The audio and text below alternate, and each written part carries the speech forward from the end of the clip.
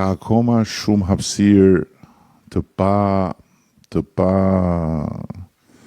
sistemuar me rregulla. Pra, në momentin që ne hymë në Bashkimin Evropian, këto hapësira do jenë më të sistemuara dhe kjo ka të mirën e vet, po ka edhe këtë pjesën tjetër pastaj që këto fitimet e shpejta bëhen më të vështira. Dhe ajo që tha djali është absolutisht e vërtetë.